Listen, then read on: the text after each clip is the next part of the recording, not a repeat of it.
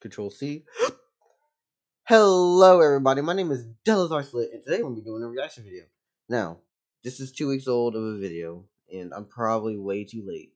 But at the same time, I just got to ask now, right? This is film theory. This is One Piece. I swear to God, if Matt Pat tries to predict what the One Piece is in a later video, we're going to have an issue. Because there's no way he's getting it right. Because I feel that Oda is enough of a troll that he would just change it. Okay, I just feel like that'd be something he would do if the internet ever comes to a consensus on what it is. Oda just changes it and says "fuck y'all." But anyways, let's go. Internet, welcome to Film Theory, the show that ate the devil fruit, giving us the power to ruin your favorite childhood series. So, as the general audience is So the ruin know me. Okay. started to cool on superheroes, the bigwigs over at Hollywood have been looking for their next big treasure trove of IP they can plunder and turn into billion-dollar hits. And one of the wells that they've been turning to in recent years, anime. And even though legendary classics like Dragon Ball, Ghost Hell and no, Cowboy no, Bebop haven't no. turned out that great, hasn't stopped them from trying some more. Feels like every week we hear I mean, about the live another action for anime One getting Piece its is own actually pretty live-action chill. adaptation. Yu Yu Hakusho is getting one at Netflix. Gundam's getting the big screen treatment over at Netflix. Netflix is trying their hand at My Hero Academia. Sword Art Online is making the jump over to Netflix. Wow, that is a lot of Netflix. So Netflix is now the anime. Ah! Wait, they're doing another live-action Death Note at Netflix? Okay, so that's a lot. And given Netflix's previous track record, I think it's fair to be a bit nervous. But hey, who knows? Maybe they figured out a way to course-correct this. I think the only good way to have a manga or anime made by a Western media in live action, the only good way to do it is actually really simple. You know how it is? It's get the fucking original person who made this shit to oversee it. Because it basically then becomes, hey, you know what this is? It's being overseen by the original person who actually wants to have freedom and has control over what the fuck happens. That's the only good way to have it at work. And you see the live action One Piece? That's just looking pretty good right now, ain't it? Shit. In fact, we won't have to wait long to see if that's the case, because a few days after this theory airs, they're going to be dropping their version of a live-action One Piece. In case you don't know about this massively popular anime, One Piece is all about the swashbuckling. It's massively popular and massively long. It's actually really cool. All searching for the treasure of the last king of the pirates. As the king explained before he died, "My fortune is yours for the taking, but you'll have to find it first. I left everything I own in one piece." Now, if you thought this was going to be a quick adventure... No. Oh, you sweet summer child, you're so wrong. One Piece is one of the world's longest running anime, with over 100 manga volumes, 1,000 episodes, and a quarter century's worth of content, with no real signs that they're going to be stopping anytime soon. Gotta be real here with you, loyal theorists. We've been wanting to cover One Piece on the channel for a long time. There's just I can imagine. that you have to watch and read to cover your bases. Watching the anime alone would take you over 17 days straight, with no sleep and no bathroom breaks. Just from that alone, I was really skeptical when Netflix announced that they were making the show, but after seeing the trailer, I've got some cautious optimism. I'm Monkey D. Luffy, and I'm gonna be king of the pirates. Here's hoping they stick the landing. But with this Netflix adaptation coming along and basically asking what if... The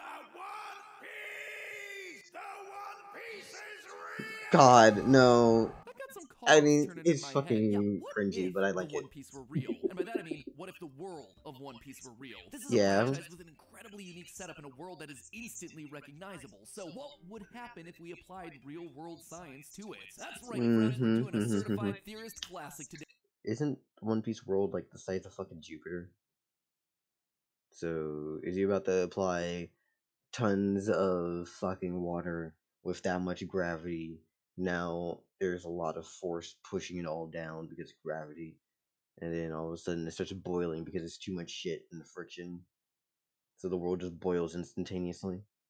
If this thing were real, it would be absolutely terrifying. Because make no mistake, if the world of One Piece were real, it would be dangerous, disastrous, and it would ruin basically any attempt to better your life. Hoist your Jolly Rogers, loyal theorists. We're set and safe. I think the whole point of One Piece is that it's really fucked up. Why you wouldn't want to live in the world of One Piece, we have to break down just how different it is from our own. Zooming out, you can immediately spot some pretty big differences. First of all, it's a lot of water. The entire planet is covered in ocean, with some small island continents and archipelagos dotted here and there. On the real planet Earth, with all of our massive continents, about 70% of the planet's surface is water. So for the world of One Piece, we're talking closer to 90%. The biggest landmass is undoubtedly the Red Line, a very long, very skinny continent of red rocky mountain jutting out of the ocean, which runs all along what's basically the prime meridian of the planet. Because of this, One Piece's oceans are split into 5 main bodies of water. The 4 biggest are the North, South, East, and West Blues, basically separated into the 4 hemispheres of the planet. But the 5th body of water is actually the most important, the Grand Line, a wide ocean stream that wraps around the entire equator of the planet. This stretch of ocean is incredibly perilous and often called the most dangerous in the world. Normal compasses don't work here. Currents and weather are erratic and extreme, and much of the wildlife is deadly. There's a reason it's earned itself the nickname the Pirate's Graveyard. So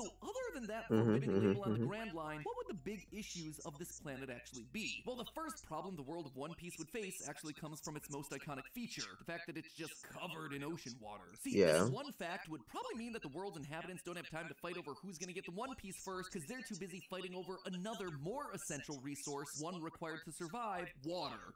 Fresh water. I'm sure I don't need to tell you, ocean water, not safe to drink. All that salt is not gonna give you a good time. Man, you can do that. Fresh water only makes up about 2.5% of the planet's total water supply. And amongst that already minuscule percentage, most of that is trapped in the atmosphere, in ice caps, or is so deep under Earth's surface that it won't see the light of day. The only water that's truly available for humans to consume are those found in underground aquifers or in freshwater lakes and rivers. I mean, here's a crazy fact for you. If all of Earth's water were shrunk down to the size of your typical water bottle, the amount that would be fresh and available would be about 1/4 of a milliliter. That is literally a drop in a bucket. Now remember, all of these calculations are in relation to Earth, a planet that has 30% of its surface covered in land.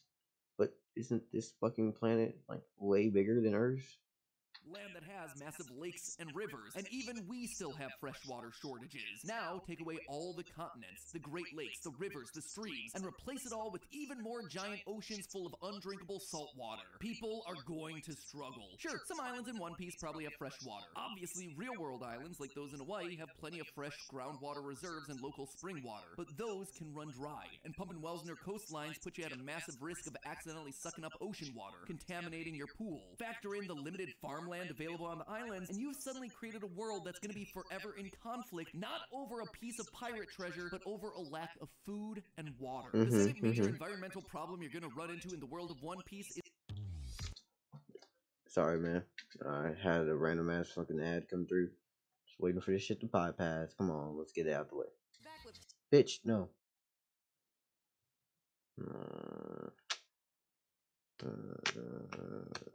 Physical feature, the red problem you're going to run into in the world of One Piece is coming from its second most striking physical feature, the Red Line continent that basically cuts the planet in half. How so? Well, this is basically going to make a ton of the islands on the planet borderline impossible to live on. To explain what I mean, let's just take a look at this map of our very real world, specifically the west coast of the United States. You ever notice how so much of the west coast is incredibly green, basically running from Canada all the way to central California? Everything is covered in trees and wildlife. It's beautiful. And then there's almost a straight line where everything to the east becomes much more brown, full of deserts and dry grasslands. Why does it happen? Well, that straight line separating these two regions is the Cascade Mountain Range. See, there's basically a permanent breeze flowing into North America from the Pacific Ocean until it reaches the Cascades and is suddenly deflected up. That rapid upward movement forces the moisture carried by the wind to condensate, making a bunch of rain and creating an ecosystem that's fit for a bunch of plant growth. This is why cities in the Pacific Northwest are so famously rainy, and why the forests there are so abundant. But on the opposite side of the mountain range, you have the opposite effect. Since all the moisture was taken out of the air by the mountains, the ecosystems are much drier and hotter on the other side. The phenomenon is fittingly known as the rain shadow effect, since the mountains are casting a metaphorical shadow where there's no rain on the far side of the range. So now let's apply what we just talked about to the world of One Piece. Since the red line is basically a giant ring of incredibly tall mountains, it's going to cast an equally enormous rain shadow. Since the Grand Line ocean current travels from west to east, then we would expect the wind to also be hitting that western side of the Red Line mountain range, making the eastern side of the Red Lines devastatingly dry. And wouldn't you know it, but that's exactly where our intrepid Straw Hat heroes start their adventure. The first 6 arcs of One Piece's story take place in the East Blue Ocean, and eventually end up at the Red Line. So if this planet were even somewhat realistic, every single island they visit at the beginning of the show would be an arid desert wasteland, where there just isn't a lot of water and rain for life to take hold. And hey, it gets even worse from there when you take into account the next aspect of the world of One Piece, the Grand Line. Line, or rather what's around the Grand Line. See, flanking above and below the Grand Line is a stretch of sea known as the calm belts. And while that might Oh sound like fuck it's yeah, just you're smooth right. sailing, it actually creates a giant problem. The calm belts here aren't just expanses of pleasant seas, they're completely still. And I mean completely still. In contrast to all the crazy currents and unpredictable winds of the Grand Line, the calm belts have no wind to catch your sails, no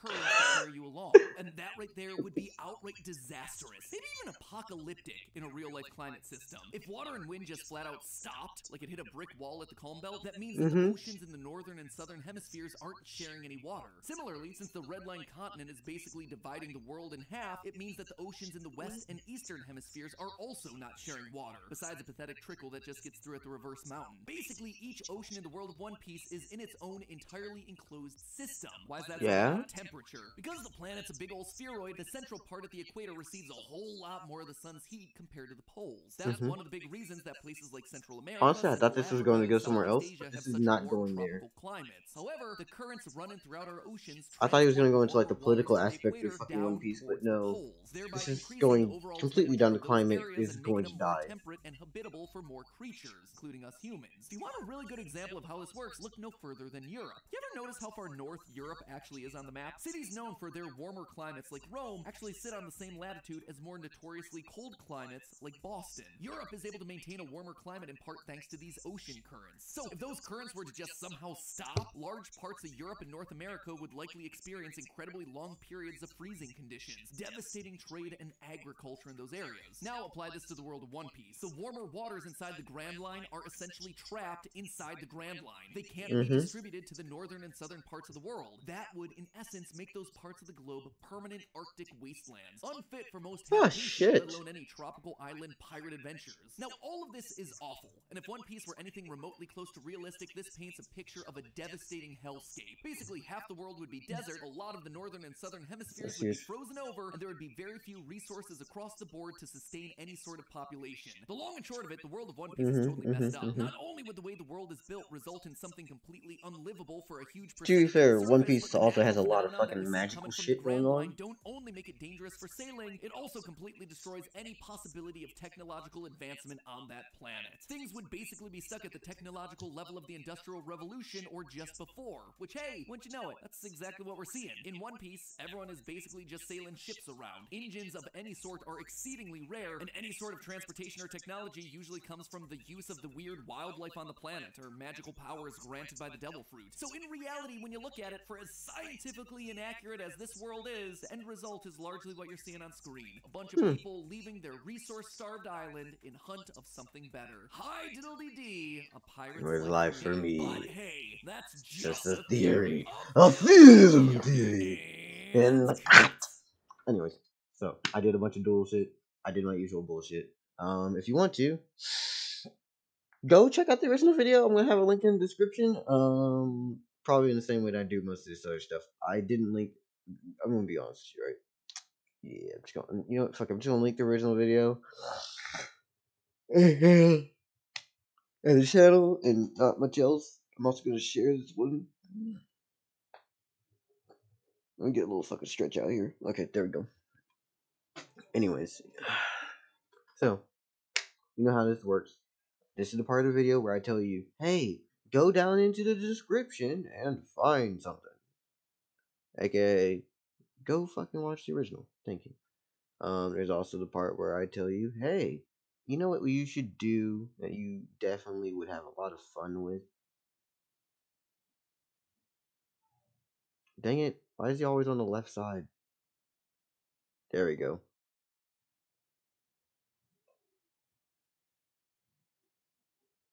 But where'd he go now? Hold up. Okay, yep. Anyways, please. given Netflix's previous track record, Find some fucking good day. You know what? Fuck the intro. Fuck the outro.